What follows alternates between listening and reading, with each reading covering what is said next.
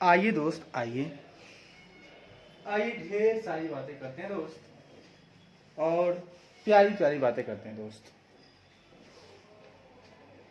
आइए दोस्त, आइए, ढेर सारी बातें करेंगे और प्यारी प्यारी बातें करेंगे दोस्त।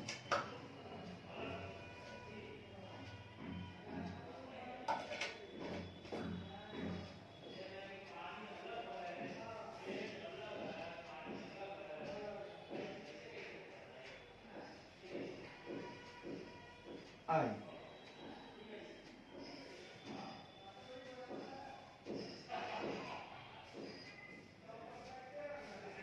आइए मेरे प्यारे दोस्त। तो हम लोगों ने वैल्यूएशन क्या देख लिया था। एक मिनट दोस्त, पहले मिला लेता हूं।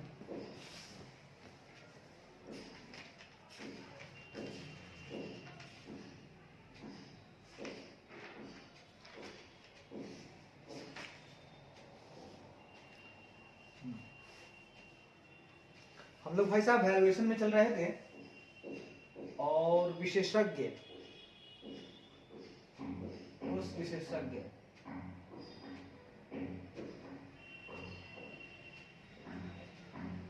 ठीक है, ठीक है, ठीक है दोस्त। हाँ, nature of internal and external है ना। ठीक ठीक ठीक है, आइए आगे बढ़ते हैं, इसी में आगे बढ़ते हैं।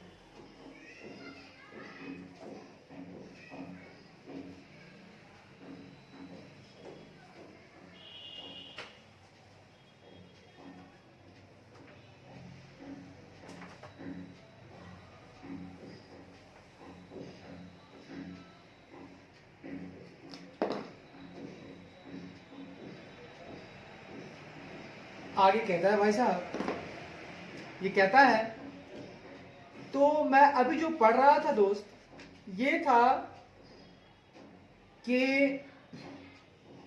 आपको ऑडिटर को क्या प्राप्त करना चाहिए, है ना। मतलब ऑडिट एविडेंस के रूप में किस किस के लिए ऑडिट एविडेंस हमको चाहिए। तो हमने दो चीजें की थी, अब ऑडिट एविडेंस हमको चाहिए किसके लिए। Evaluate the appropriateness of his work as audit evidence for the relevant assertion। कहता है प्रासंगिक दावे के लिए, प्रासंगिक दावे के लिए, प्रासंगिक दावों के लिए दावा करना, प्रासंगिक दावे के लिए लेखा परीक्षा साक्ष्य के रूप में लेखा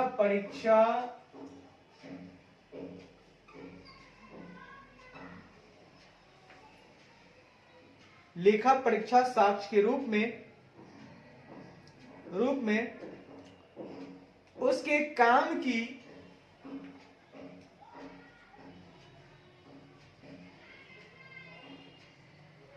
काम की एप्रोप्रिएटनेस, उपयुक्तता का मूल्यांकन करे। काम की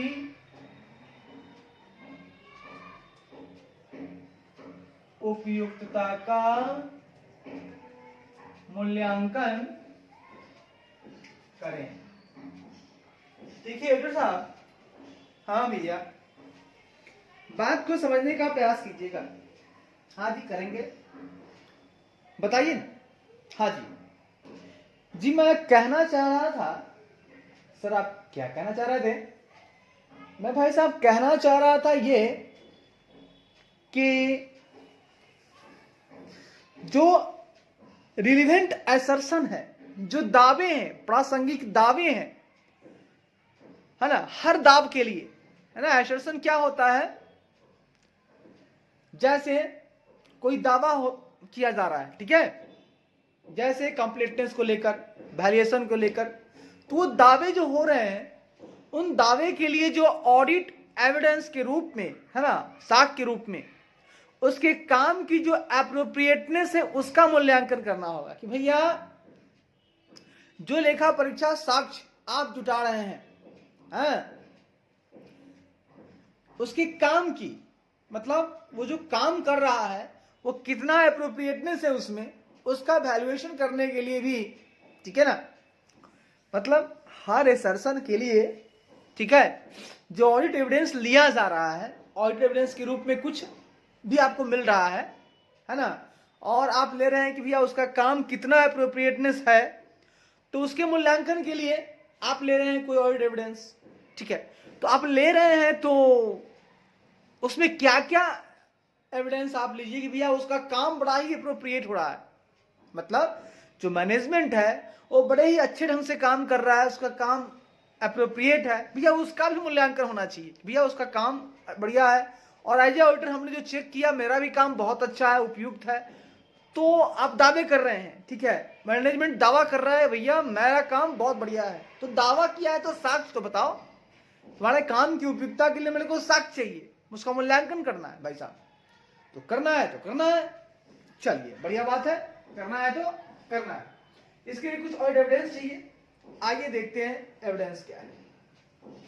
पहला कहता है भाई साहब, relevance and reasonableness of the experts findings और कंक्लूजन्स, विशेषज्ञ के निष्कर्षों की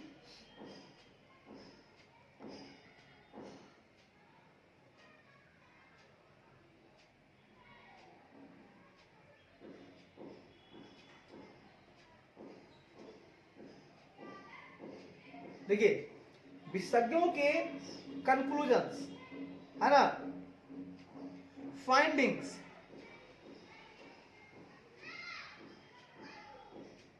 विशेषज्ञों की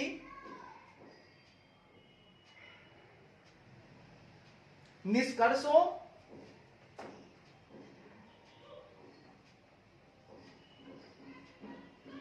विशेषज्ञों की निष्कर्षों या जांच परिणामों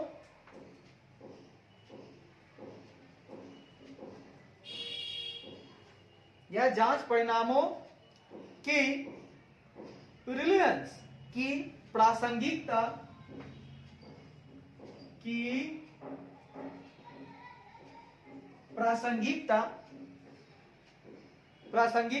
और रीजनेबलनेस और तर्क संगतता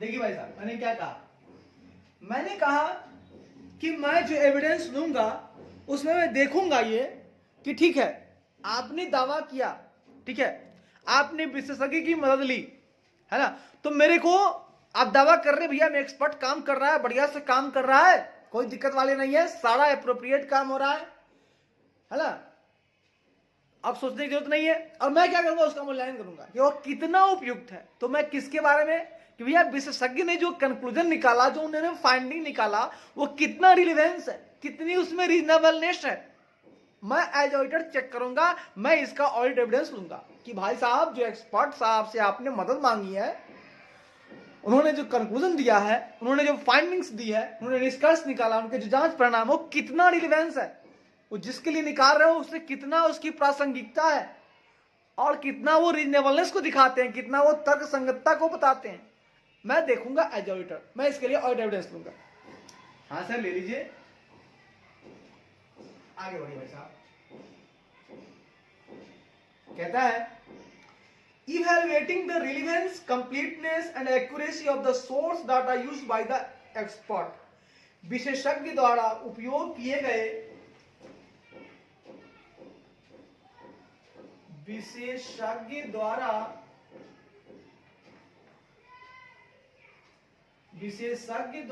उपयोग किए गए सोर्स डेटा मतलब स्रोत डेटा, सोर्स डेटा मतलब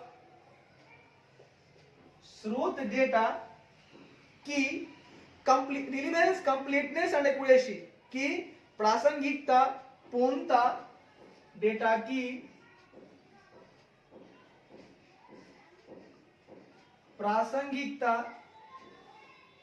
प्रासंगिकता, पूर्णता और एक्यूरेसी और सटीकता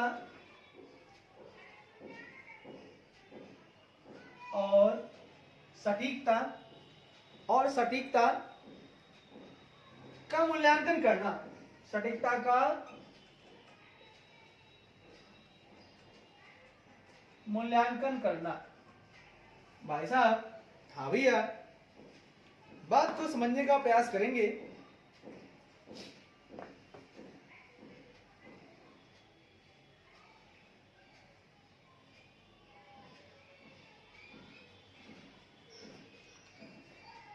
बात को समझने का प्रयास करेंगे। मैं क्या कहना चाहता हूं सुनिए। हाँ भैया सुनाइए ना। मैंने कहा भाई साहब,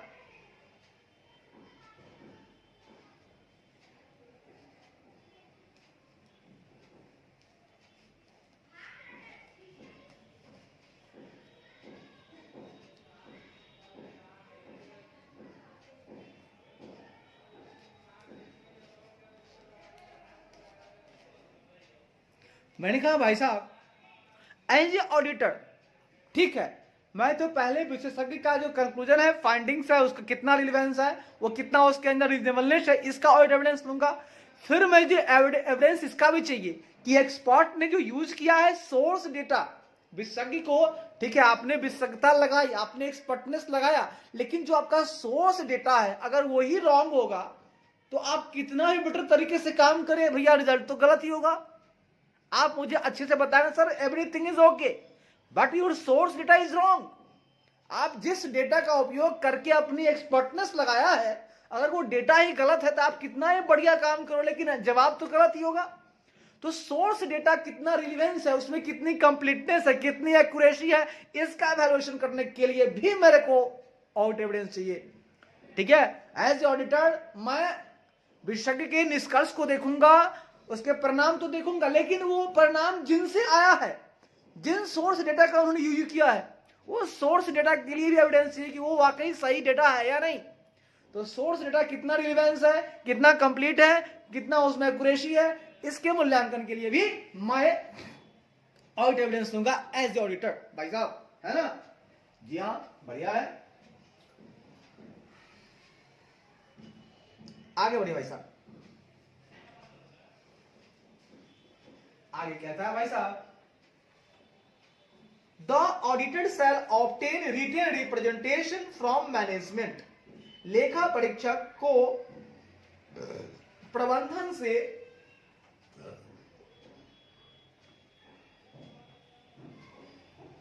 लेखा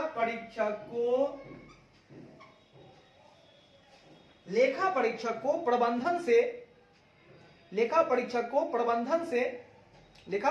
प्रबंधन से रिटेन रिप्रेजेंटेशन, लिखित अभ्यावेदन प्राप्त करना होगा। लिखित अभ्यावेदन प्राप्त करना होगा कि रिटेन रिप्रेजेंटेशन प्राप्त करना होगा कि it has made all the provisions, कि उसने सभी प्रावधान किए हैं, कि उसने सभी प्रावधान किए हैं which were required to be made, है ना, made as per the recognised accounting principles, जो मान्यता प्राप्त लेखांकन सिद्धांतों के अनुसार, जो मान्यता प्राप्त लेखांकन सिद्धांतों के अनुसार, जो मान्यता प्राप्त लेखांकन सिद्धांतों के अनुसार, जो मान्यता प्राप्त लेखांकन सिद्धांतों के अनुसार रिक्वायर्ड टू बी मेड, हाँ, के अनुसार, हाँ, किए जाने आवश्यक थे, किए जाने आवश्यक थे, के अनुसार किए जाने आवश्यक थे। वाह भाई वाह, क्या बात कही आपने। रिकॉग्नाइज अकाउंटिंग प्रिंसिपल्स के अनुसार, ठीक है ना, रिक्वायर्ड टू बी मेड, किए जाने आवश्यक थे। बढ़िया भाई साहब। तो चर्चा को आगे बढ़ाते हुए मैं ये कह रहा हूं कि सर लेखा परीक्षक को क्या करना चाहिए, ऑडिटर को मैनेजमेंट से कहना चाहिए साहब आप मुझे रिटन रिप्रेजेंटेशन दो, है ना, I want to obtain written representation, मुझे करना है, मेरे को चाहिए, आप लिख के दो प्रबंधन साहब, आप लिख के दोगे मेरे को आराम मिलेगा, मैं फ्री हो जाऊंगा, मैं सारी जिम्मेवारी आप पर थोपता हूं, आप लिख कर दो, मुझे रिटन रिप्रेजेंटेशन दो कि आपने सभी प्रावधान किए हैं ऐसे जो रिकॉग्नाइज्ड अकाउंटिंग प्रिंसिपल्स के अनुसार करने आवश्यक थे, आपने वो सारे प्रावधान किए हैं। अगर आप लिख कर दे दोगे तो मुझे आराम मिलेगा, एज ऑडिटर मैं फ्री हो जाऊंगा, बाकी बात मैं तो चेक करूंगा, लेकिन आप कह दो कि हमने सारे किए हैं। तो लेखा परीक्षक जो है प्रबंधन से लिखित अभ्यावेदन प्राप्त करेगा, रिटन रिप्रेजेंटेशन ऑब्टेन करेगा, या उसमें लिखवाएगा कि भैया, वो लिखेगा कि उसने सभी प्रावधान किए हैं जो मान्यता प्राप्त अकाउंटिंग प्रिंसिपल्स लेखांकन सिद्धांतों के अनुसार किए जाना आवश्यक थे, मैंने सारे किए हैं। ये आप लिख के दो भाई साहब, ठीक है भाई साहब, लिख के दे देंगे, टेंशन क्यों लेते हो भाई। बढ़िया भाई साहब, थोड़ा और आगे बढ़ते हैं जी। अब हमारे पास आ गया भाई साहब हंसता गाता डिस्क्लोजर की बात करूंगा मैं। हाँ जी भाई साहब, अब मैं डिस्क्लोजर की बात करूंगा, जरा सा गौर फरमाइएगा। हाँ जी भाई साहब, बिल्कुल फरमाएंगे। आगे देखते हैं, डिस्क्लोजर की बात करते हैं। तो वैल्यूएशन का कलम ये पहले लीजिए, आपका वैल्यूएशन खत्म।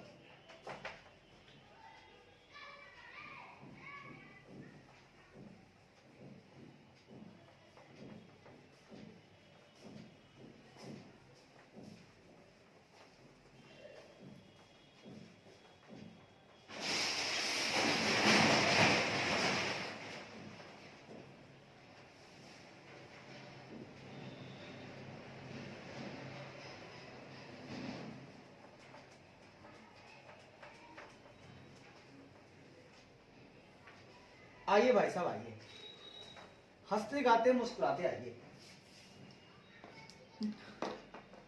Presentation and disclosure, presentation and disclosure, प्रस्तुतिकरण और प्रकटीकरण, ठीक है भाई साहब। हाँ भैया, प्रस्तुतिकरण और प्रकटीकरण की बात मैं करूंगा। कहता है required disclosure for provision have been appropriately made. कहता है प्रावधानों के लिए आवश्यक प्रकटीकरण, प्रावधानों के लिए आवश्यक, प्रावधानों के लिए आवश्यक प्रकटीकरण हैव बीन एप्रोप्रिएटली मेड, उचित रूप से किया गया है।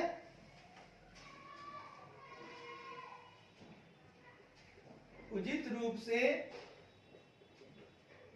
किया गया है। हाँ जी भाई साहब, एज ए ऑडिटर अब मैं एक असर्शन चेक कर रहा हूं डिस्क्लोजर की, जिसमें मैं आपको बताना चाहता हूं कि जो प्रावधानों के लिए जो आवश्यक, जो रिक्वायर्ड डिस्क्लोजर थे, जो आवश्यक प्रकटीकरण थे, क्या उनको उचित रूप से किया गया है, मैनेजमेंट ने उचित रूप से किया है, ऐसा क्या।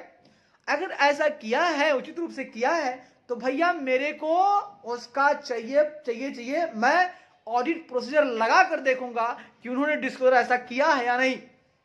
अब मैं उस हिसाब से चेक करूंगा, पता चल जाएगा। क्योंकि भैया झूठ कौन बोलता है, मतलब सच कौन बोलता है? सब कहता है मैं सही हूं।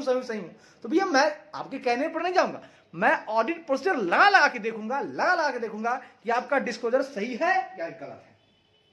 हाँ जी भाई साहब, तो मैं आपको पहला बता रहा हूं, आइए गौर फरमाइएगा।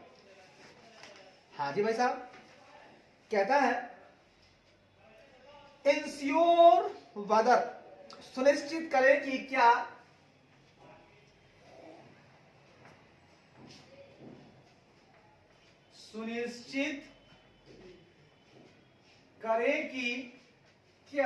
इंश्योर वेदर, सुनिश्चित करें कि क्या following disclosure as required under schedule 3 part 1 to companies act 2013 की क्या कंपनी अधिनियम 2013 की क्या कंपनी अधिनियम 2013 की अनुसूची 3 भाग 1 की अनुसूची 3 भाग 1 के तहत आवश्यक निम्नलिखित खुलासे के तहत आवश्यक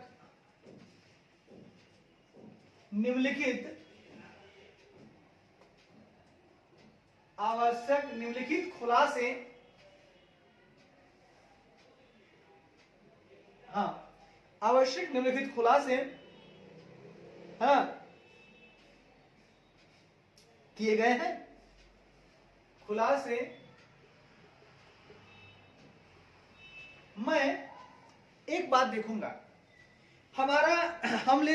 मैं ले लूंगा कंपनी एक्ट 2013, उसके शेड्यूल 3 देखूंगा, भाग 1 देखूंगा, और उसके हिसाब से मैं ये चेक करूंगा कि क्या कंपनी ने जो आवश्यक जो निम्नलिखित खुलासे हैं जैसे होना चाहिए था, क्या वैसे उन्होंने किया है? उसके तहत जो आवश्यक खुलासे हैं क्या वो किए गए हैं? भैया मैं देख लूंगा। बढ़िया भाई साहब, देख लो, कोई दिक्कत वाली बात नहीं है। सबसे पहले आपको खोलना है लॉन्ग टर्म प्रोविजंस की बात करूंगा मैं, दीर्घकालिक प्रावधान। सबसे पहले मैं बात करूंगा दीर्घकालिक प्रावधान, लॉन्ग टर्म प्रोविजंस यानी दीर्घकालिक प्रावधान। इसमें मैं देखूंगा कि the amounts shall be classified as, ठीक है, राशि को इस प्रकार वर्गीकृत किया जाएगा। लॉन्ग टर्म प्रोविजन की बात करूंगा मैं तो लिखूंगा राशि को इस प्रकार वर्गीकृत किया जाएगा, ठीक है। Amount shall be classified as. भैया साहब मैं लॉन्ग टर्म प्रोविजन की बात करूंगा और मैं बताऊंगा कि उनको कैसे वर्गीकृत किया जाएगा, उनकी जो राशियां हैं उसको इस प्रकार वर्गीकृत किया जाएगा। कैसे किया जाएगा बता रहा हूं, ध्यान सुनिएगा। सबसे पहले आपको लिखना होगा प्रोविजन फॉर एम्प्लॉय बेनिफिट्स। पहला आप लिखिएगा, ये हुआ आपका लॉन्ग टर्म प्रोविजंस, है ना। Amount shall be classified as, इस प्रकार किया जाएगा, ठीक है। दो अमाउंट्स लगा दीजिएगा। ए में लिखिएगा provision for employee benefit, provision for employee benefits. वाह भाई वाह, प्रोविजन फॉर एम्प्लॉय बेनिफिट्स यानी कर्मचारी लाभ का प्रावधान।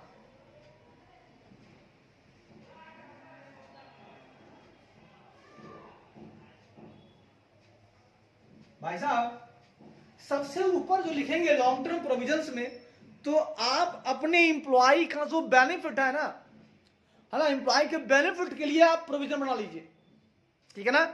एम्प्लॉय बेनिफिट के लिए प्रोविजन बनाना होगा आपको। तो सबसे पहला आप बनाएंगे कर्मचारी लाभ का प्रावधान कि सर जो कर्मचारी का लाभ हो रहा है हमको इतना उनके लिए प्रोविजन बना देना होगा, और इतना लाभ कमाएंगे तो हमको इतना उनको देना पड़ेगा, ठीक है ना। बेनिफिट हमको अगर देते हैं, एम्प्लॉय का बेनिफिट होता है तो उनका प्रोविजन आपको बनाना होगा, भैया इतना को देना होगा, तो प्रोविजन फॉर एम्प्लॉय बेनिफिट आपको पहले बना लेना होगा, ठीक है। बना लेंगे, आगे बढ़िए भाई साहब।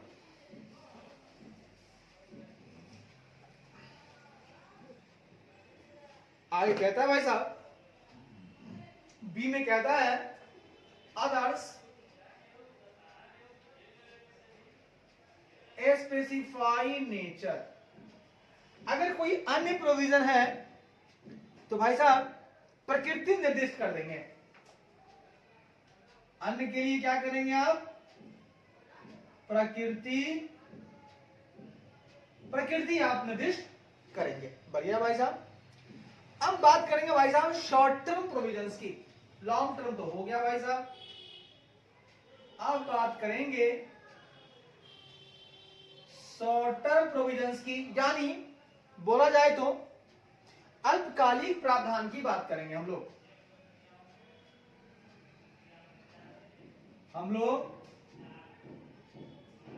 अल्पकालिक प्रावधान की बात करेंगे। इसमें क्या करना होगा, the amount shall be classified as, राशियों को इस प्रकार वर्गीकृत किया जाएगा।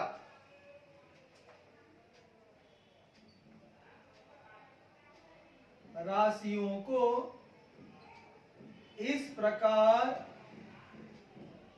वर्गीकृत किया जाएगा। राशियों को इस प्रकार वर्गीकृत किया जाएगा, ठीक है ना।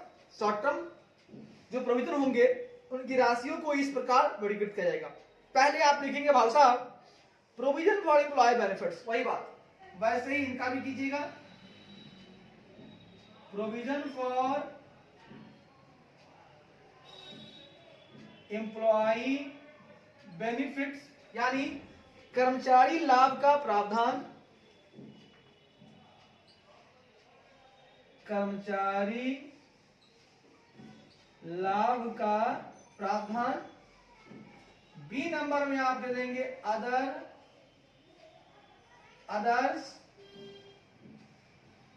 स्पेसिफाई नेचर, मतलब अन्य, है ना, प्रकृति निर्देश करे। तो भाई साहब हाँ भैया, आप शॉर्ट टर्म हो या लॉन्ग टर्म हो, दो पार्ट में आप बांटिएगा अमाउंट्स को। पहला आप बांटिएगा प्रोविजन फॉर एम्प्लॉय बेनिफिट्स यानी कर्मचारी लाभ का प्रावधान, और दूसरा में लिखिएगा अन्य के लिए भी प्रकृति निर्दिष्ट कीजिएगा, ठीक है ना, किस नेचर का है ना, स्पेसिफाइड नेचर। अगर दूसरा प्रोविजन बना रहे हैं उसका नेचर क्या है जरा सा ये भी मेरे को बता दियो। बढ़िया भाई साहब, बता देंगे। आगे बढ़िए भाई साहब, अब हम बात करेंगे, सर आप क्या बातें करेंगे, अब बातें करेंगे हम लोग कंटीजेंट लायबिलिटीज एंड कमिटमेंट्स। क्या बातें करेंगे, ये तो हो गया, तो आप सुनिए।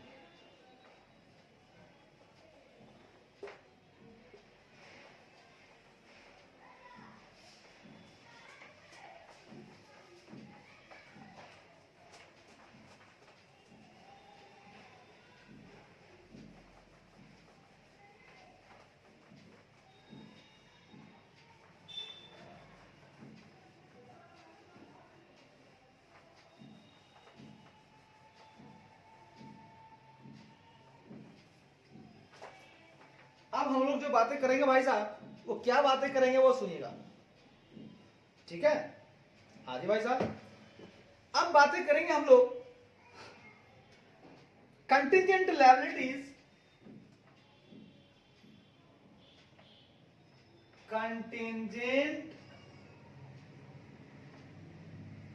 contingent liabilities and commitments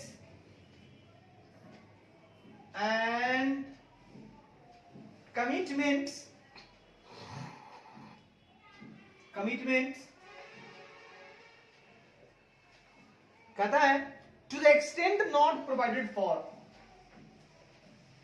to the extent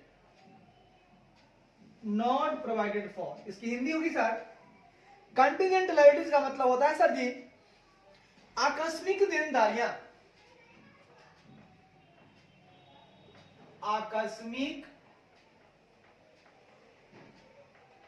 आकस्मिक देनदारियां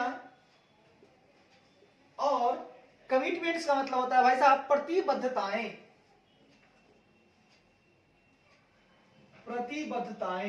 है ना, कमिट कर लिया भैया देना है तो देना है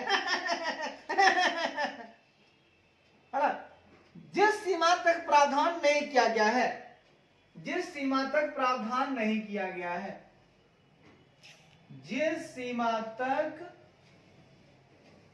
प्रावधान नहीं किया गया है भाई साहब, to the extent not provided for, to the extent not provided for. Sir बात करेंगे हम लोग यहां पर कंटिजेंट लायबिलिटीज की बात करेंगे एंड कमिटमेंट्स की बात करेंगे, यानी साहब कुछ ऐसी देनदारियां है आकस्मिक आ ही जाएगी, हमको देना ही पड़ेगा, हमने कमिटमेंट्स कर लिया, हमने सर प्रतिबद्धताएं कर ली, मेरे को देना ही पड़ेगा, और वो साहब हमको यहां वही दिखाना है जिस सीमा तक प्रावधान नहीं किया गया था। अरे साहब हमने तो प्रोविजन ही नहीं बनाया था मेरे को तो लग रहा था कि देना नहीं पड़ेगा, बट अचानक देना पड़ गया, आकस्मिक देनदारियां हैं, प्रतिबद्धताएं कमिटमेंट्स हो गई, क्या करो भाई साहब, जिनका प्रावधान नहीं किया गया उनके बारे में बता रहा हूं, लिख डालो ना, खोल के दिखाओ ना भाई साहब, आओ मैं खोलता हूं, अब देखो देखो भैया देखो, मैं इसमें कैसे खोलूंगा, पॉइंट नंबर वन करूं, खोलूंगा, हाँ पॉइंट नंबर 1 खोलूंगा, हाँ जी भाई साहब, और 2 खोलूंगा, 2 पॉइंट खोलूंगा भाई साहब। पहला पॉइंट सुनिएगा, कहता है contingent liabilities shall be classified as, आकस्मिक देनदारियों को इस प्रकार वर्गीकृत किया जाएगा, आकस्मिक देनदारियों को इस प्रकार वर्गीकृत किया जाएगा, इस प्रकार वर्गीकृत किया जाएगा। भाई साहब जो कंटिजेंट लायबिलिटी है, आकस्मिक देनदारियां हैं, मैं उनको इस प्रकार वर्गीकृत करूंगा, कैसे करूंगा अब देखो, आप ऐसे ही करना ठीक है, कंपनी जी कैसे बोल रहा ना वैसे आप खोलना, नहीं खोलोगे तो मैं आप पे चार्ज कस दूंगा, मतलब मैं आप पर कहूंगा भैया बात नहीं मानते हैं ये, है ना, मैं अपना जो रिपोर्ट में दूंगा, उसमें जो अपना जो क्वालिफाई रिपोर्ट कर दूंगा, है ना, ठीक है। आइए क्या करना होगा, ए में कैसे लिखिएगा सुनिए, ए में लिखिएगा इसको claims against the company not acknowledged as डेब्ट, पहला लिखिएगा claims against the company, claim against the company not acknowledged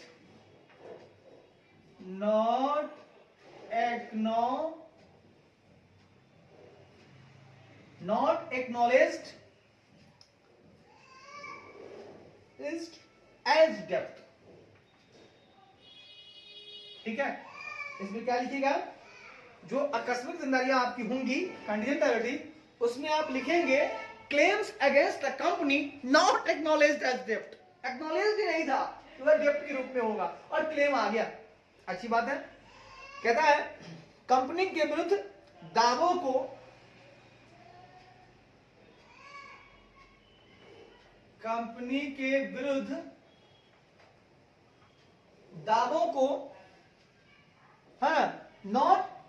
not acknowledged as डेब्ट, दावों को claim against the company not acknowledged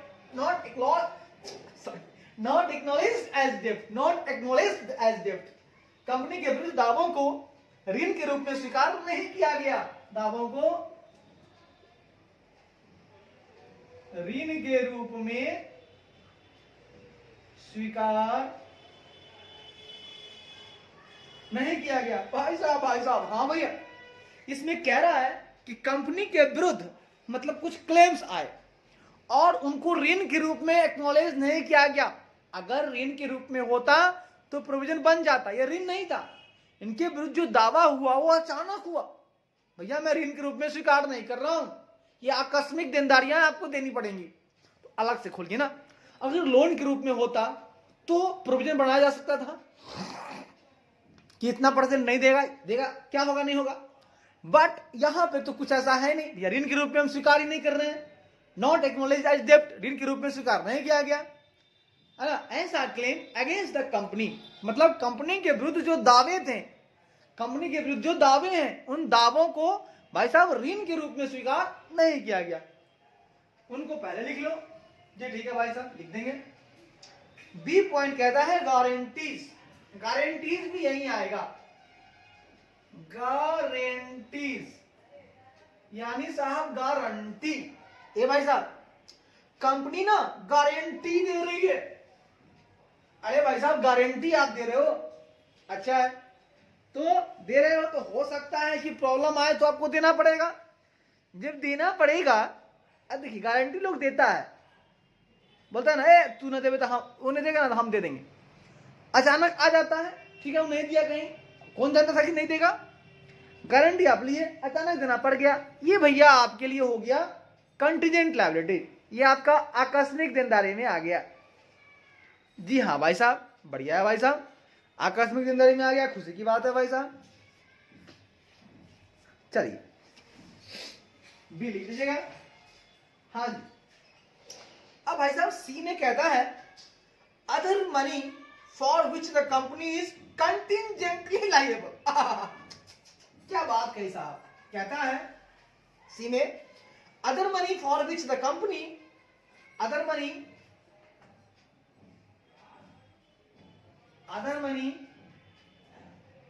for which the company, other money for which the company is contingently, company is contingently liable, contingently liable। Sir ये क्या बात हुई, ये बात हो गई भाई साहब, आइए बात करते हैं। कहता है अन्य धन, अदर मनी, अन्य धन फॉर विच, है ना, जिसके लिए, अन्य धन फॉर विच जिसके लिए कंपनी आकस्मिक रूप से उत्तरदायी है, जिसके लिए कंपनी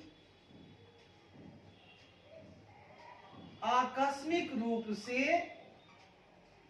उत्तरदायी है। भाई साहब कोई और भी धन है, और भी धन है उस धन की बात मैं कर रहा हूं फॉर विच जिसके लिए कंपनी ना आकस्मिक रूप से उत्तरदायी हो गया, उसको नहीं था, उसको नहीं रहना था कि देना पड़ेगा, लेकिन कंटिंजेंटली उसको देना पड़ जाएगा। तो कंटिंजेंटली जब लायबल हो जाएगा ना तो आप इसी शीर्ष में दिखा दीजिएगा, इसी हेड में आप दिखा दीजिएगा other money for which the company is contingently liable, अन्य धन जिसके लिए कंपनी जो है ना आकस्मिक रूप से उत्तरदायी है। बढ़िया है भाई साहब, बहुत खुशी की बात है। आगे बढ़िए, तो मैंने ये तो पार्ट बना लिया, अब सेकेंड पार्ट की बात करूंगा, इसमें भी मैं 3 पॉइंट दूंगा भाई साहब। आइए सेकेंड पार्ट को देखिए, कहता है commitment shall be classified as, अब कमिटमेंट को मैं अलग से क्लासिफाई करूंगा, यानी प्रतिबद्धताओं को, है ना, इस प्रकार वर्गीकृत किया जाएगा, ठीक है ना। पहले तो 2 पार्ट में था, contingent liability, commitment, contingent liability को 2 बांटे तो इसमें 3 पॉइंट आ गया। अब आइए कमिटमेंट को कैसे बांटे गए, मतलब प्रतिबद्धताओं को,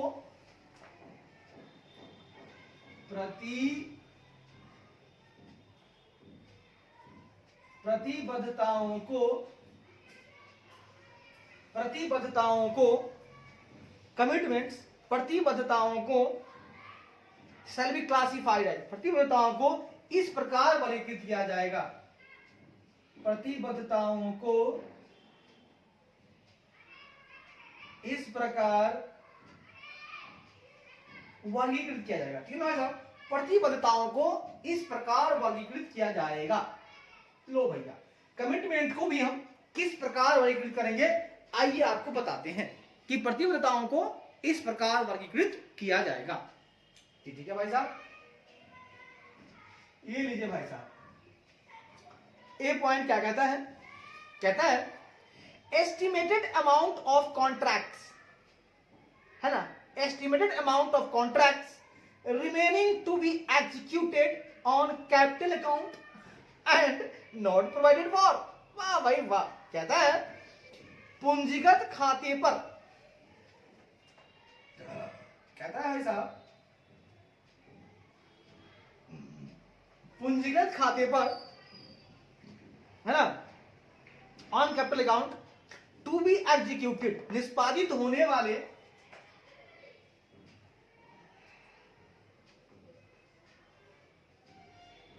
निष्पादित होने वाले, टू बी एग्जीक्यूटेड, निष्पादित होने वाले contracts, amount of contracts remaining, ठीक है ना, कॉन्ट्रैक्ट्स रिमेनिंग मतलब शेष अनुबंधों की,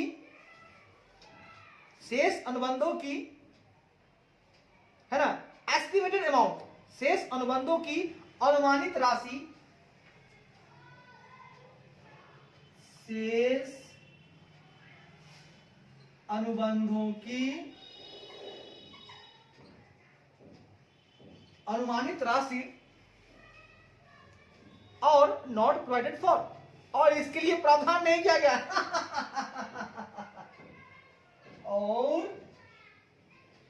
और इसके लिए प्रावधान नहीं किया गया। भाई साहब, जिसका प्रावधान नहीं होगा वही तो कंटीजेंट लायबिलिटी में आएगा या कमिटमेंट में आएगा।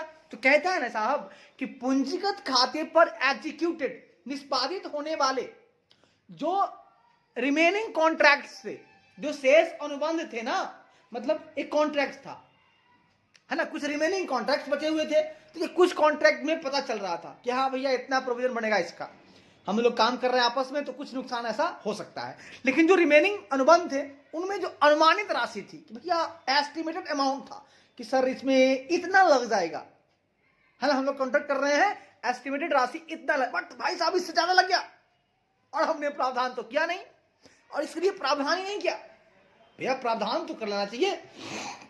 ये कैपिटल अकाउंट पर हम लोग एग्जीक्यूट कर रहे हैं कि हमारे पास जो पूंजीगत खाते हैं, है ना, उससे अनुबंध कर रहे हैं, इतना पूंजी मेरा है, मैं आपसे कॉन्टेक्ट कर रहा हूं, इतना मैं आपको दे दूंगा, लेकिन क्या पता था एस्टिमेटेड अमाउंट से ज्यादा लग जाएगा, और इसके लिए तो प्रावधान ही नहीं किया गया।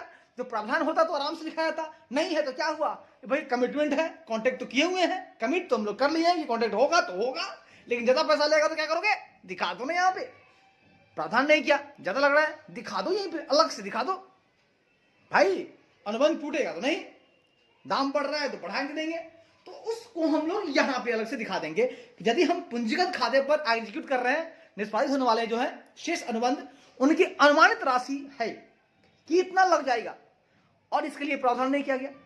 ठीक है, देखिए एस्टिमेटेड जो हम लोग करते हैं उसमें कुछ कम जाता है, कुछ बढ़ जाता है। हम लोग कहते हैं 5 किलो चूना लगेगा, अरे भाई 5 किलो, अरे 5 किलो पेंट लगेगा, अरे भाई 5 किलो नहीं 5.5 किलो हो सकता है। हम तो प्रोविजन बनाए नहीं थे, अब नहीं बनाए प्रोविजन तो कहां लिखेंगे, कमिटमेंट में। भैया तय तो कर लिया, गुड्डू बना ही लेना, आज पूरा कर ही लेना, हमने बात यही कर दी। अब वो मेरा वो लगा काम करने लगा, भाई 4.5 होना है तो देना है, तो देना है।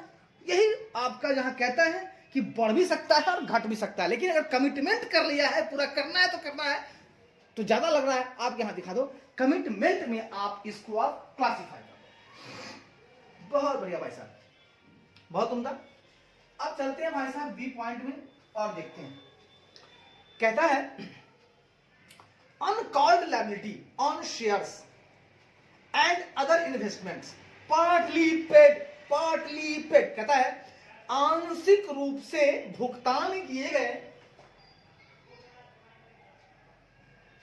आंशिक रूप से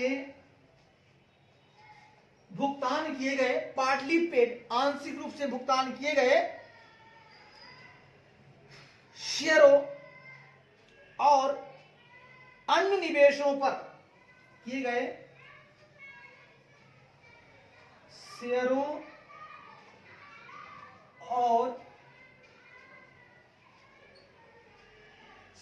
और अन्य निवेशों पर आंशिक रूप से भुगतान किए गए शेयरों और अन्य निवेशों पर अनकॉल्ड लायबिलिटी, अनावश्यक देयता, सॉरी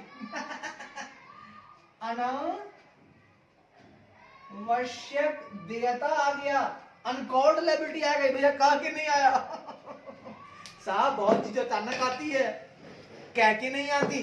कह के आती तो प्रोविजन बना लेते, लेकिन बिना कहे हुए आई है तो क्या करेंगे? जब वादा किए हैं तो वादा निभाना पड़ेगा, वादा तो वादा है, निभाना पड़ेगा। यानी सर हमने पार्टली पेड किया था शेयर पे या अन्य जो इन्वेस्टमेंट कहीं किया था, हमने कुछ शेयर खरीदे, हमने कहीं इन्वेस्ट किया, भैया हमने पार्टली पेड किया था। अब जब पार्टली पेड किया था तो सोचा था कि भैया कभी देंगे, लेकिन देखिए जिस समय हमारा जो ऑडिट का जो पीरियड था, उसी पीरियड में अनावश्यक देयता आ गया, अनकॉल्ड लायबिलिटी। भैया प्रोविजन तो बनाया नहीं थी कि देना पड़ेगा इस समय, भाई बाद में देते। अब क्या करें भैया, कमिटमेंट तो किए हो ना कि निवेश करोगे, दे दो ना, तो अलग से दिखा देंगे हम लोग कमिटमेंट्स में। ठीक है भाई साहब, अनावश्यक देयता आ जाएगा, अनकॉल्ड लायबिलिटी आ जाएगी, आप दिखा देना कमिटमेंट्स में। बढ़िया है भाई साहब, बहुत बढ़िया, बहुत अच्छा। चलिए भाई साहब, अब भाई साहब एक सी पॉइंट है जो कहता है अदर कमिटमेंट्स, कुछ भी होगा, अन्य प्रतिबद्धताएं कुछ भी हो सकती है, इसको यहां डाल दीजिएगा, अन्य प्रतिबद्धताएं। लेकिन याद रखिएगा स्पेसिफाइड नेचर यानी प्रकृति निर्दिष्ट कर दीजिएगा, इसका प्रकृति निर्दिष्ट करें। भाई साहब बहुत बढ़िया, बहुत अच्छा, बहुत उम्दा चल रहा है, एकदम छक्का की बात हो रही है, छक्का चौका चलेगा भाई साहब, छक्का चौका लगेगा, टेंशन नहीं लेना है, आराम से प्यार मत चलेगा। ठीक है भाई साहब, बहुत बढ़िया। चलिए आइए दोस्त, आइए ढेर सारी बातें करते हैं, नई प्यारी बातें करते हैं। आइए जी,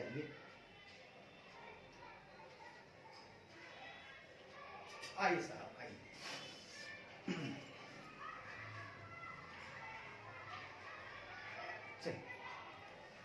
यहां तक तो हो गई बातें, थोड़ा और आगे बढ़ते हैं जी और देखते हैं।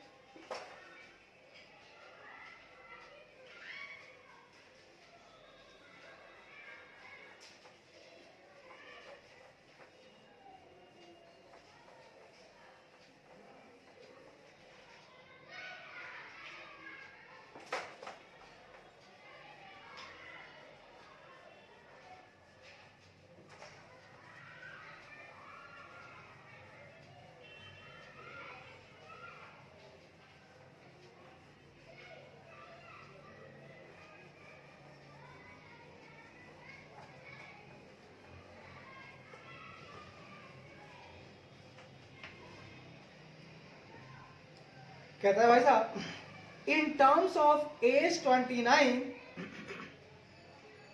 Provisions, contingent liabilities and contingent assets. ठीक है, एज 29 क्या है? एज 29 है भाई साहब आपका प्रोविजंस यानी प्रावधान कौमा कंटिजेंट लायबिलिटीज आकस्मिक देनदारियां,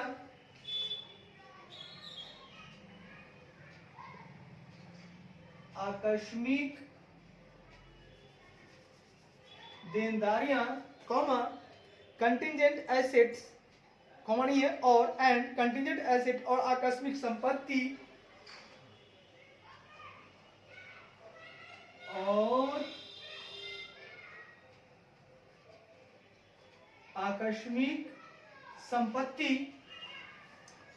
और आकस्मिक संपत्ति के संदर्भ में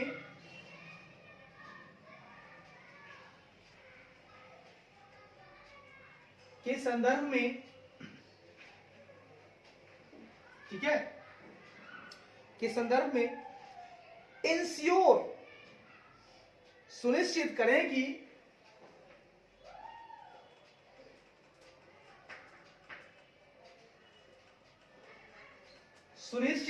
कि whether following disclosure have been made, कि क्या निम्नलिखित खुलासे किए गए हैं,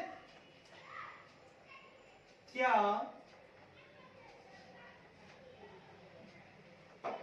निम्नलिखित खुलासे किए गए हैं। भाई साहब, हाँ भैया, थोड़ा सा और आगे बढ़ते हैं और देखते हैं कि कहता क्या है। देखिए क्या कहता है।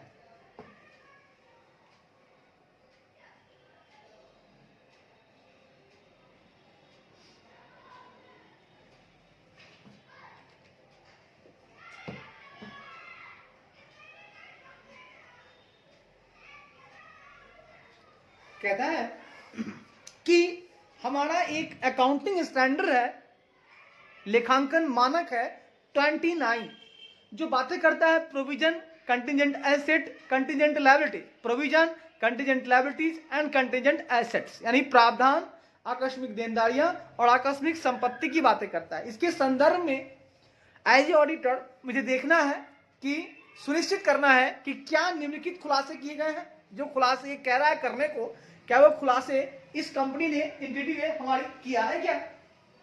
आइए सर, क्या खुलासे करने हैं। कहता है for each class of provision, है प्रावधान के प्रत्येक वर्ग के लिए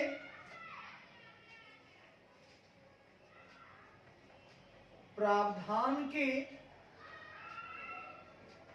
प्रत्येक वर्ग के लिए प्रावधान के प्रत्येक वर्ग के लिए एन एंटरप्राइज शैल डिस्क्लोज, एक उद्यम को खुलासा करना होगा, एक उद्यम को खुलासा करना होगा, एक उद्यम को खुलासा करना होगा। यानी कि भाई साहब, प्रावधान के प्रत्येक वर्ग के लिए प्रोविजन का जो भी क्लास है, एवरी क्लास ऑफ प्रोविजन, प्रावधान के प्रत्येक वर्ग के लिए हमारे एंटरप्राइज को, है ना, शैल डिस्क्लोज को खुलासा करना होगा। क्या खुलासा करना होगा बताई देता हूं, सिर्फ प्रावधान के लिए बता रहा हूं क्या खुलासा करना होगा। ठीक है, हाँ सर बताइए। खुलासा करना होगा, पहला point, the carry amount at the beginning and end of the period. वाह, अवधि की शुरुआत और अंत में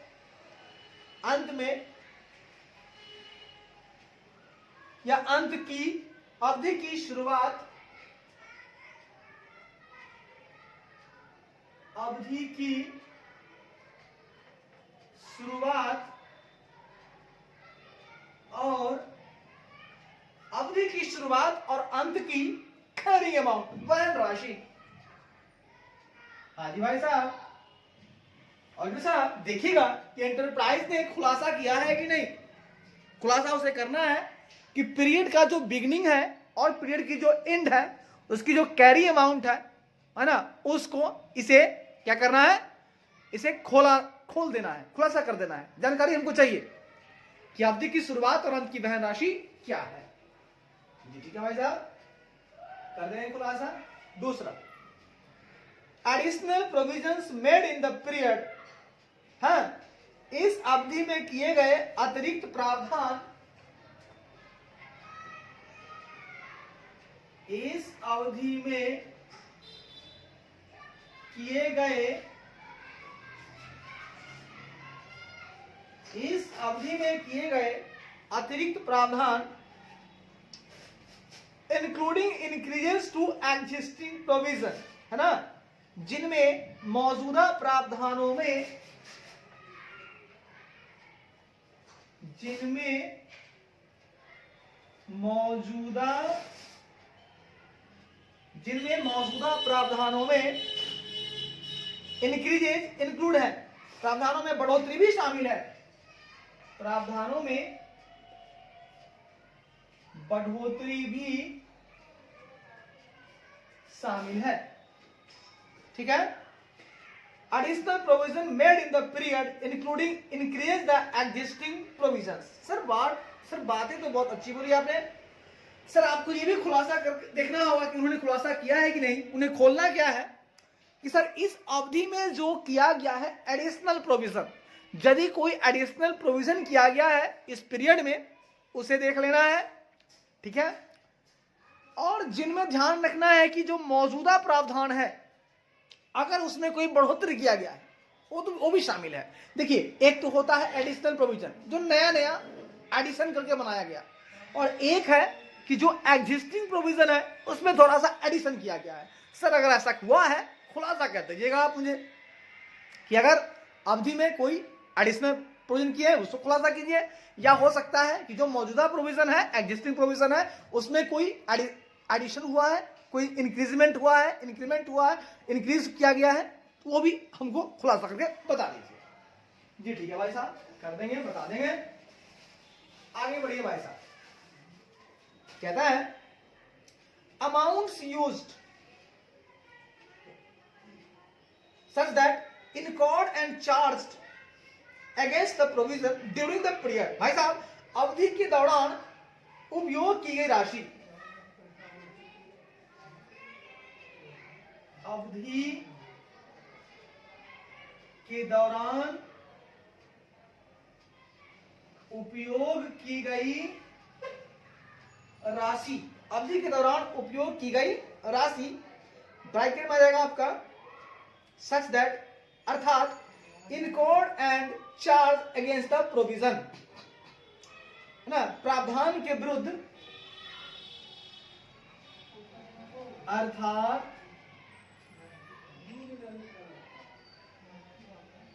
अर्थात प्रावधान के विरुद्ध incurred व्यय और charged व्यय और प्रभार, व्यय और शुल्क बोलिए या प्रभार। भाई साहब, हाँ भैया, आप देखिए कि आपके एंटरप्राइज ने ये खुलासा किया है कि नहीं कि अवधि के दौरान जो भी राशि उपयोग कर लिया गया, अब मान लीजिए प्रोविजन बनाया गया और उसका यूज हो गया, हाँ ठीक है भैया, ये कंप्लीट हो गया। मतलब जैसे कि प्रोविजन के अगेंस्ट में मतलब जो व्यय हुआ, मतलब इतना हमको खर्च हुआ है, इतना हमको चार्ज लगा है, हमको प्रभार लगा है, ठीक है, अगर हो गया है उस राशि को भी बताइए कि पीरियड के दौरान, है ना, प्रावधान के विरुद्ध में जो व्यय हुआ है, जो शुल्क लगा है, यानी कि जो उपयोग की राशि है, कितनी राशि है बताइए खोल के। ठीक है भाई साहब, खोल देंगे, क्या करते हैं, आगे बढ़िए। कहता है unused amount reverse during the period, अवधि के दौरान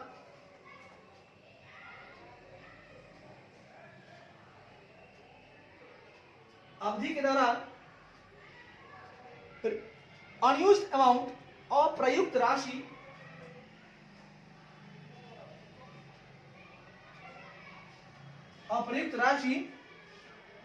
रिवर्स को उलट दिया गया, राशि को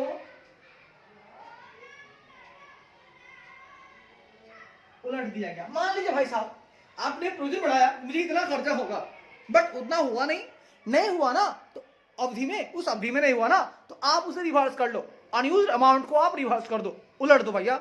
अवधि के दौरान जो अप्रयुक्त राशि है भाई साहब उसको उलट दो, बात नहीं चलेगी, बात नहीं बनेगी, उलट दो। बढ़िया भाई साहब, कितना उल्टा ये बता दो, ये राशि बता दो भाई साहब, ठीक है बता देंगे। तो एंटरप्राइज को ये सारे काम करने होंगे, वो खोलेगा और आप उस खुलासा को चेक कीजिएगा कि खुलासा किया है अथवा नहीं किया है। ठीक है भाई साहब, आ गए भाई साहब।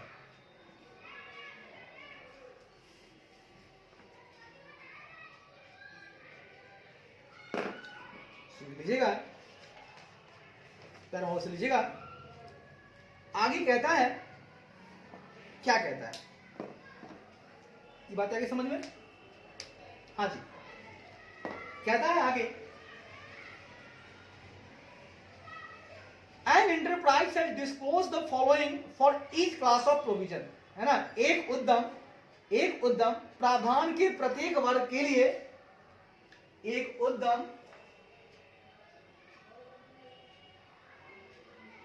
एक उद्यम प्रावधान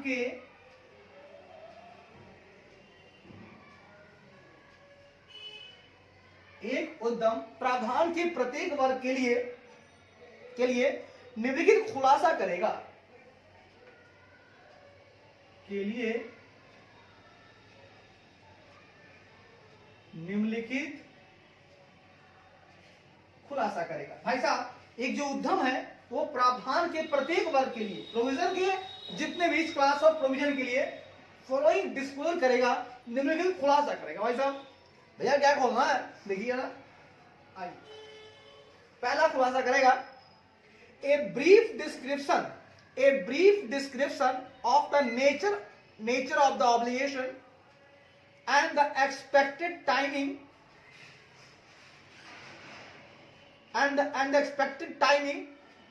of any resulting outflows of the economic benefits। कहता है भाई साहब, a brief description of the nature of the obligation and the expected timing of any resulting outflows of economic benefits। Sir क्या बात कही, बहुत अच्छी बातें कही। देखिए बातें मैंने क्या कही, ये भी खुलासा करना होगा। मैंने कह रहा हूं कि obligation, nature of obligation, brief description of the nature of obligation, दायित्व की प्रकृति,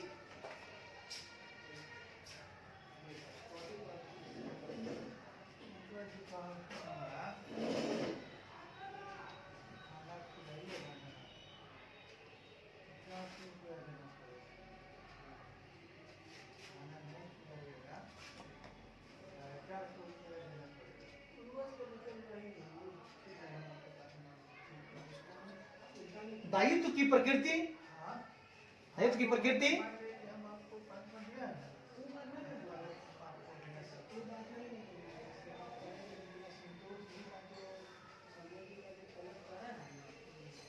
प्रकृति, और expected timing of any resulting outflow of economic benefits, और आर्थिक लाभ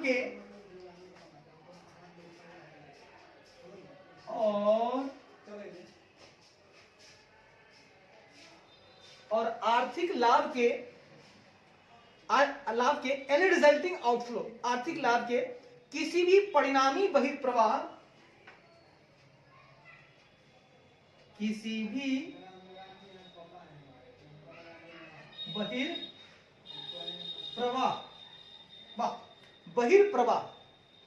बहिर्प्रवाह है ना, बहिर्प्रवाह की एक्सपेक्टेड टाइमिंग, के अपेक्षित समय का,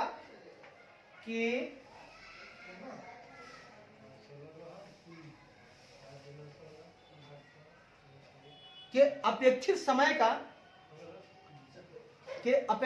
का ठीक है ना, का ब्रीफ डिस्क्रिप्शन, का संक्षिप्त विवरण, का संक्षिप्त विवरण। मैंने कहा भाई साहब, दायित्व की प्रकृति, नेचर ऑफ ऑब्लिगेशन, ठीक है ना, नेचर ऑफ ऑब्लिगेशन, उसके बाद expected timing of any resulting outflow of economic benefits, आर्थिक लाभ के किसी भी परिणामी बहिर्प्रवाह के अपेक्षित समय का, है ना, ब्रीफ डिस्क्रिप्शन, संक्षिप्त विवरण। भाई साहब, हाँ भैया, आपको कुछ काम करने पड़ेंगे। भैया क्या करना होगा, आप एक उद्यम है, इसको भी खुलासा करना होगा प्रावधान के प्रत्येक वर्ग के लिए, कि भाई साहब जो आपका ऑब्लिगेशन है, जो आपका उसका नेचर क्या है, ठीक है, आपने प्रोविजन बनाया कि हमको देना है इतना, उसका नेचर क्या है, इसका खुलासा कीजिए। और जो आपका इकोनॉमिक बेनिफिट्स हो रहा है ना, किस लिए हो रहा है, तो बेनिफिट का, आपके इकोनॉमिक बेनिफिट का किसी भी रिजल्टिंग आउटफ्लो का अपेक्षित समय, क्या समय कितना लग रहा है। मान लीजिए आर्थिक लाभ हुआ, तो आर्थिक लाभ से ही देंगे ना, बिल्कुल देंगे। आर्थिक लाभ से, है ना, किसी भी आपका जो रिजल्टिंग आउटफ्लो हो रहा है उसका अपेक्षित टाइम क्या है। सर बात घुमा के कह रहा है कि मतलब कितना टाइम में आपको देना है। आप जो प्रोविजन बना रहे हैं तो प्रोविजन का समय क्या है, मतलब आपको जो देना है उसका टाइमिंग क्या है, उसका संक्षिप्त विवरण भी आप खुलासा कर दीजिए अपने दायित्व की प्रकृति का और आर्थिक लाभ के किसी भी जो परिणामी बहिर्प्रवाह है आपका, जो रिजल्टिंग आउटफ्लो है आपकी इकोनॉमिक बेनिफिट का, उसका एक्सपेक्टेड टाइम क्या है, क्या एक्सपेक्टेड टाइम है, कब आपका आउटफ्लो हो जाएगा। भैया आउटफ्लो नहीं होगा तो प्रोविजन कैसे बनेगा, प्रोविजन कहलाएगा ही नहीं, प्रोविजन का मतलब आउटफ्लो होना चाहिए, टाइमिंग क्या है उसका, इसका संक्षिप्त विवरण आप हमको खुलासा कर दीजिएगा। सर कर देंगे, टेंशन कर लेते हैं, आगे बढ़िए भाई साहब। आगे कहता है भैया in addition of the uncertainties, ठीक है ना, an indication of the uncertainties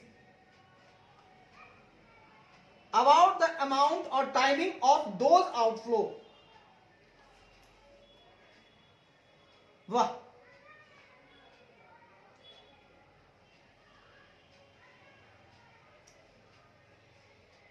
कहता है an indication of the uncertainties about the amount और टाइमिंग ऑफ दोज आउटफ्लो।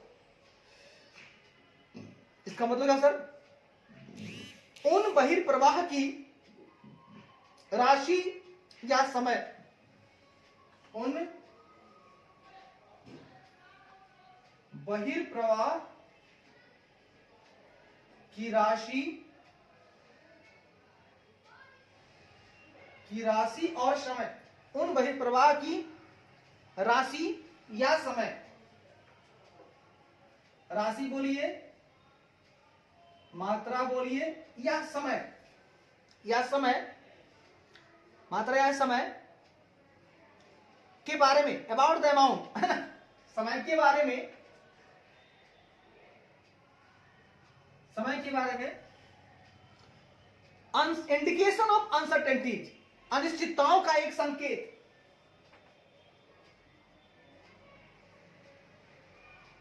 अनिश्चितताओं का एक संकेत। भाई साहब उस संकेत का भी खुलासा कीजिएगा, उसका उस इंडिकेशन का भी खुलासा कीजिएगा। किसका भैया, ये जो आउटफ्लो हो रहा है ना, ये जो दोज आउटफ्लो का जो अमाउंट है और या उसका जो समय अब मान लीजिए कि हमको आउटफ्लो होना था, अमाउंट था 1 लाख, अचानक अनसर्टेनिटी आ गया, अनिश्चितता हो सकता है कि 2 लाख हो जाए, सॉरी 1,10,000 हो जाए। समय सर देना था 3 तारीख को, हो सकता है कि 10 तारीख को देना पड़े। तो अगर कोई अनसर्टेनिटी का इंडिकेशन मिल रहा है कि सर जो आउटफ्लो होने वाला है उसकी राशि में कुछ कम या ज्यादा हो सकता है, समय में कुछ कम या ज्यादा हो सकता है, थोड़ा घट सकता है, थोड़ा बढ़ सकता है, अगर ऐसी कोई अनसर्टेनिटी है, उसका इंडिकेशन मिल रहा है, खोल दीजिए। उस अनिश्चितताओं का संकेत भी मिल रहा है तो आप उसे खुलासा कीजिए। ठीक है भाई साहब, खोल देंगे, लगा लेते हैं। आगे बढ़िए।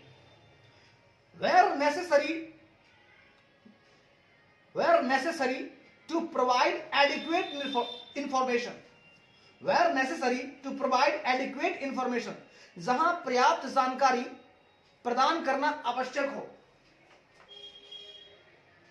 जहां पर्याप्त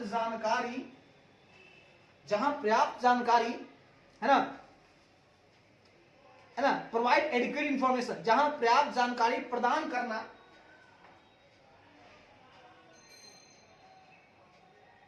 करना आवश्यक हो, जहां पर्याप्त जानकारी प्रदान करना आवश्यक हो, an entity shall disclose the major assumption made concerning future events। वाह, हो एक इकाई है ना भविष्य की घटनाओं, हो एक इकाई भविष्य की घटनाओं, एक इकाई भविष्य की घटनाओं, कंसर्निंग मतलब संबंध में, भविष्य की घटनाओं के संबंध में, भविष्य की घटनाओं के संबंध में मेड, एजम्पशन मेड मतलब बनाई गई, समझ बनाई गई, major assumption major assumption made बनाई गई प्रमुख धारणाओं का संबंध में, बनाई गई प्रमुख धारणाओं का शैल डिस्क्लोज का खुलासा करेगी का खुलासा करेगी एंड और भाई साहब हम भैया बात को समझने का प्रयास करेंगे। देखो करेंगे भाई साहब क्या करना चाहते हैं आप। देखिए खुलासा आपको करना होगा क्या कि जहां एडिक्वेट इंफॉर्मेशन प्रोवाइड करना जरूरी है, कि देखिए उद्यम को ऐसा लगता है कि एडिक्वेट इंफॉर्मेशन वो प्रोवाइड करे, है ना, जरूरी है, नेसेसरी है, तो क्या करो किसके लिए, तो एक इकाई की जो फ्यूचर इवेंट्स है, भविष्य की जो घटनाओं है उसके कंसर्न में, उसके संबंध में उसने कुछ बनाया है, मेजर एजम्पशन किया है, मेजर धारणाएं बनाई हैं, मान्यताएं बनाई हैं।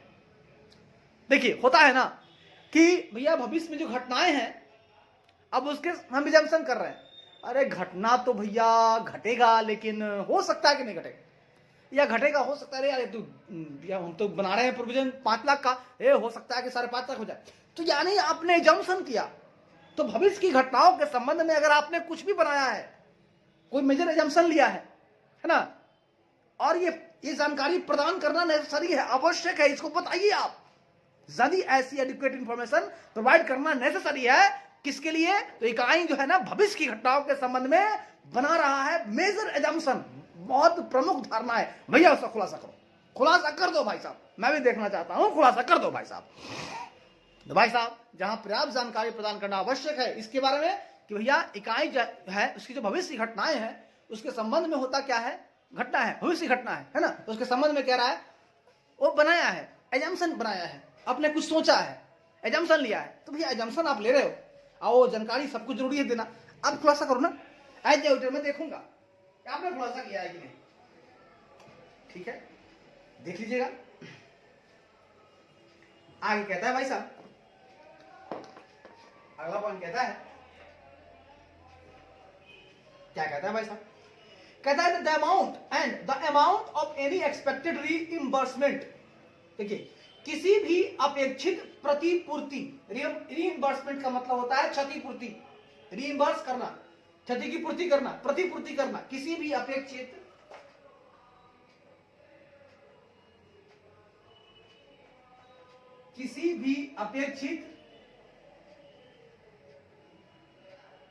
क्षतिपूर्ति, प्रतिपूर्ति, जो आप कह सकते हैं आप कहिए, किसी भी अपेक्षित क्षतिपूर्ति, ठीक है, या प्रतिपूर्ति, किसी भी अपेक्षित क्षतिपूर्ति या प्रतिपूर्ति, किसी भी अपेक्षित क्षतिपूर्ति या प्रतिपूर्ति, ठीक है, ठीक है, प्रतिपूर्ति, द अमाउंट ऑफ की राशि, प्रतिपूर्ति या प्रतिपूर्ति की राशि, प्रतिपूर्ति की राशि, ठीक है, प्रतिपूर्ति की राशि, स्टेटिंग comma stating the amount of any asset, किसी परिसंपत्ति की राशि बताते हुए, किसी परिसंपत्ति की राशि बताते हुए, किसी परिसंपत्ति की राशि बताते हुए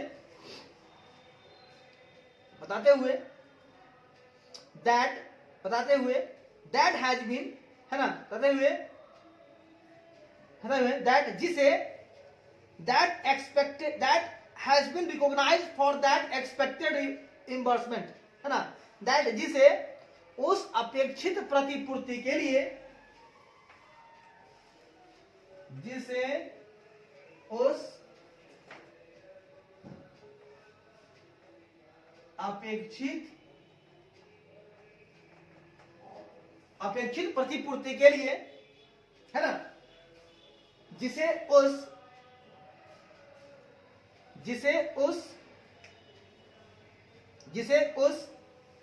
अपेक्षित प्रतिपूर्ति के लिए, जिसे उस अपेक्षित प्रतिपूर्ति के लिए रिकॉग्नाइज्ड, मान्यता दी गई है, हैज बीन रिकॉग्नाइज्ड के लिए मान्यता दी गई है, यानी रिकॉग्नाइज की गई है। देखिए क्या कहता है, the amount of any expected reimbursement, stating the amount of any asset that has been recognized for that expected reimbursement. वाह सर क्या बात कही, कहता है amount of any expected reimbursement, stating the amount of any asset that has been recognized for that expected reimbursement. क्या बात कही, ये कहता है भाई साहब किसी भी अपेक्षित क्षतिपूर्ति या प्रतिपूर्ति की राशि, ठीक है। तो मैंने कहा भाई साहब कि मैं कह रहा हूं कि कोई एक्सपेक्टेड रीइंबर्समेंट है, मतलब इंटरप्राइज को रीइंबर्समेंट देना है, किसी को क्षतिपूर्ति देना है, बाप रे बाप। और क्या है ना कि किसी परिसंपत्ति की राशि बताते हुए, है ना, उस एसेट की राशि बताते हुए जिसे उस अपेक्षित प्रतिपूर्ति के लिए रिकॉग्नाइज किया गया है। हो सकता है ना कि भैया ऐसा कोई एसेट है वो भी हमको बताइए, है ना, जिसे उस एक्सपेक्टेड प्रतिपूर्ति के लिए रिकॉग्नाइज किया गया है, ठीक है ना। भैया हम क्षतिपूर्ति देंगे, संपत्ति की राशि है, उस संपत्ति की राशि बताइए, बताते हुए, है ना, भैया मैं दे रहा हूं आपको, मैं रीइंबर्समेंट कर रहा हूं, ठीक है ना, वो क्षतिपूर्ति दे रहा है। तो भैया किसके लिए दे रहे हो, मतलब कोई संपत्ति होगा ना, तो उस संपत्ति की राशि बताइए मुझे, है ना, जिसे उस अपेक्षित प्रतिपूर्ति के लिए आपने रिकॉग्नाइज किया है।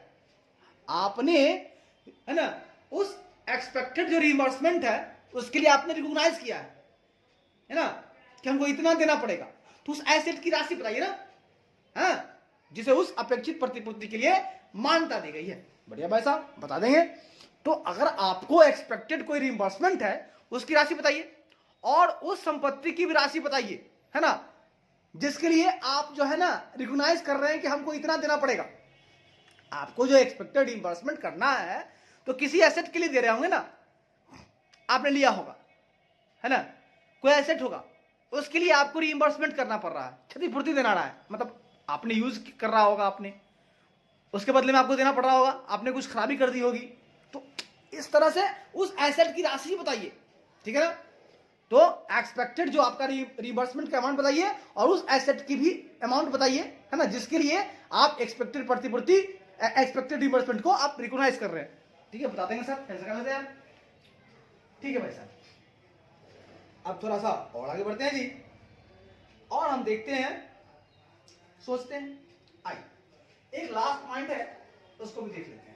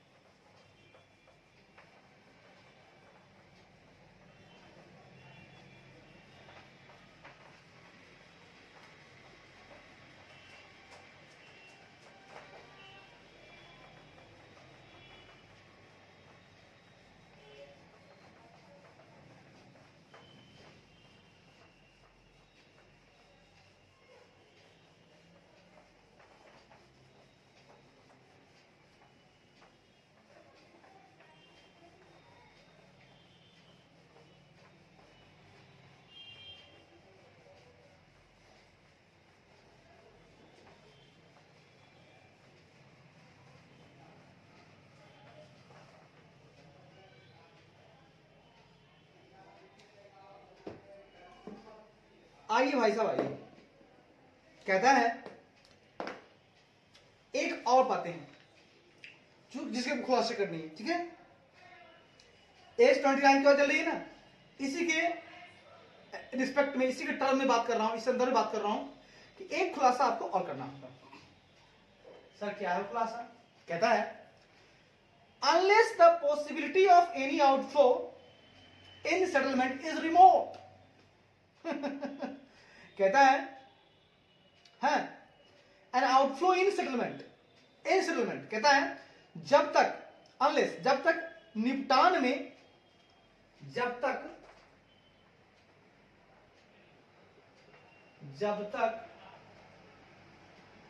निपटान में जब तक निपटान में एनी आउटफ्लो, जब तक निपटान में किसी भी बहिर्प्रवाह, निपटान में किसी भी बहिर्प्रवाह की पॉसिबिलिटी, किसी प्रकार की संभावना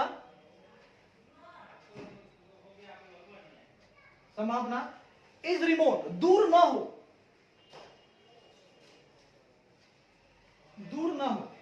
ठीक है, दूर ना हो, जब तक निपटान में, सेटलमेंट में किसी भी बहिर्प्रवाह की संभावना दूर ना हो, एन एंटरप्राइज शुड डिस्क्लोज, ठीक है ना, एन एंटरप्राइज, दूर ना हो, एक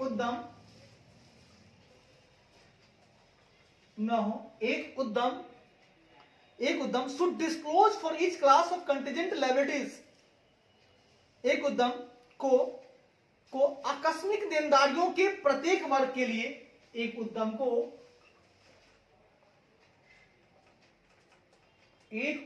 को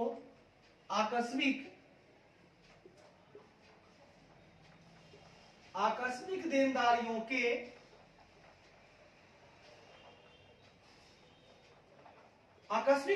के प्रत्येक वर्ग के लिए, है ना, बैलेंस शीट की तारीख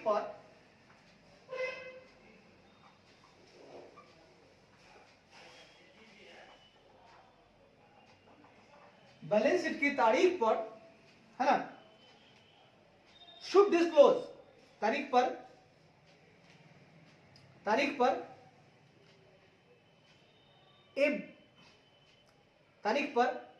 a brief description of the nature of the contingent liabilities के लिए, तारीख पर आकस्मिक देनदारी की प्रकृति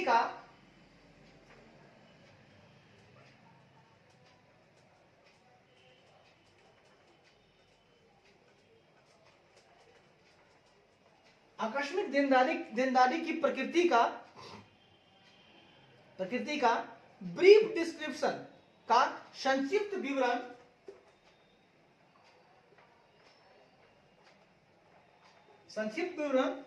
है ना, शुड डिस्क्लोज, विवरण प्रकट करना चाहिए,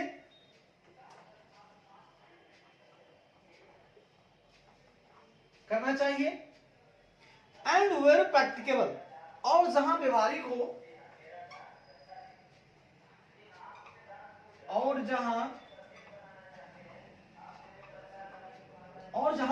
हो, भाई साहब कितनी अच्छी बातें बताई आपने, प्यारी प्यारी बातें बता रहे हैं आप मुझे, बिल्कुल सही है। देखिए क्या कहता है, सुनिए,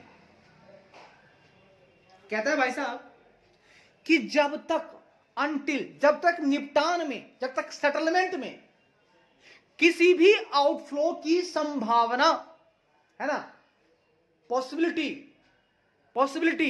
प्रोबेबिलिटी, आउटफ्लो की जो संभावना है ना, बहिर्प्रवाह की जो संभावना है, आउटफ्लो की जो पॉसिबिलिटी है, वो रिमोट नहीं है। Possibility of any outflow is remote until मतलब जब तक नहीं, तो जब तक दूरस्थ नहीं है, दूर नहीं है, रिमोट, यानी कि आप भैया हमको आउटफ्लो होना ही होना है। जब आपको लग जाए कि भैया रिमोट नहीं है, सेटलमेंट करना ही पड़ेगा, हमको आउटफ्लो होगा, जब भाई साहब आपको आउटफ्लो होना ही होना है, तो आप एज ए एंटरप्राइज आप क्या करो कि जो आपकी आकस्मिक देनदारियां हैं, आपकी जो कंटीजेंट लायबिलिटी है, उसके प्रत्येक वर्ग के लिए, और भी बैलेंस शीट की तारीख पर, है ना, आकस्मिक देनदारी की प्रकृति जो है, उसका नेचर जो है, उसका हमको ब्रीफ डिस्क्रिप्शन प्रकट कीजिए। उसकी प्रकृति क्या है, ठीक है, वो किस प्रकृति का है, नेचर क्या है, लॉन्ग टर्म, शॉर्ट टर्म, मतलब आकस्मिक आपने देनदारी है, प्रकृति क्या है ना, उसका नेचर क्या है, उसका संक्षिप्त विवरण आप मुझे प्रकट कीजिए, आपको प्रकट करना चाहिए। और जहां वेयर प्रैक्टिकल, और जहां व्यवहारिक हो, कुछ और बातें खोलिए, जहां व्यवहारिक हो, एक दो और बातें खोलिए। पहला पॉइंट कहता है an estimate of its financial effect, इसके वित्तीय प्रभाव का एक अनुमान, it's financial effects, an estimate of its financial effects, इसके वित्तीय प्रभाव का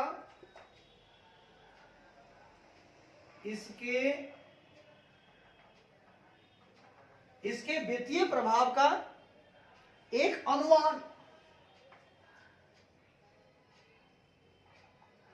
सर जी ये बात तो खोलिए ही, नेचर क्या है कंटीजेंट लायबिलिटीज का, और भाई साहब इसका फाइनेंशियल इफेक्ट क्या पड़ेगा। अगर आपकी आकस्मिक देनदारी है और बहुत बड़ी देनदारी हो जाएगी तो क्या करोगे, इसका फाइनेंशियल इफेक्ट का एस्टिमेट बताओ कि क्या अनुमान है, आपको कितना लग सकता है, आप पर क्या प्रभाव आ सकता है, बता देंगे सर, बता देंगे, खोल देंगे, टेंशन ले लीजिए, आगे बढ़िए। ठीक है, दूसरा point, an indication of the uncertainties relating to any outflow, किसी भी बहिर्प्रवाह से संबंधित, रिलेटिंग किसी भी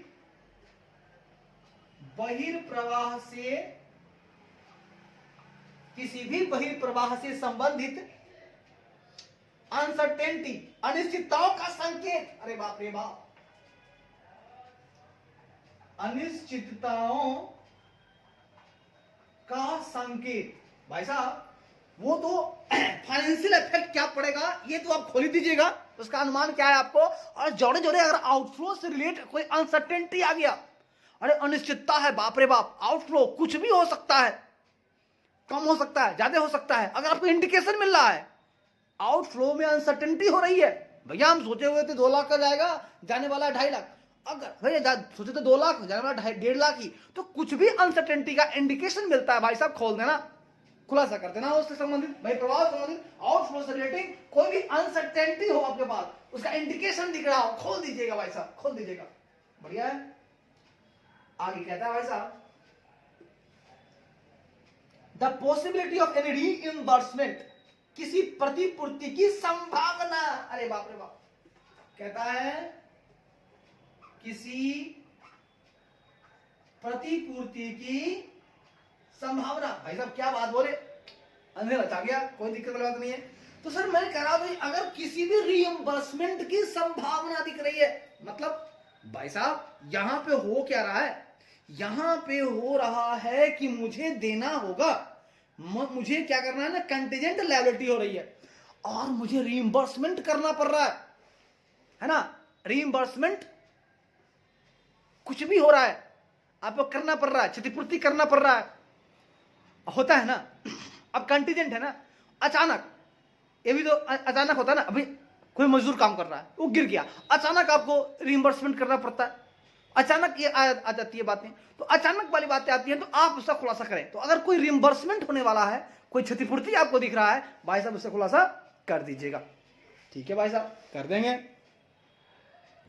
तो ध्यान रखें भाई साहब। इस तरह से हम लोगों ने सीखा कि अगर किसी भी प्रतिपूर्ति की भी अगर संभावना है, पॉसिबिलिटी हो रही है कि रिइंबर्समेंट करना पड़ेगा, उसका भी खुलासा कीजिएगा। तो सर विधि चली गई है, ठीक है, तो तब तक के लिए जहां रहे, मस्त रहे, खुश रहे, घुमाते रहे, मुस्कुराते रहे, और बोलना है आपको we are energetic, we are energetic, we are energetic, और बोलना है जो भी करो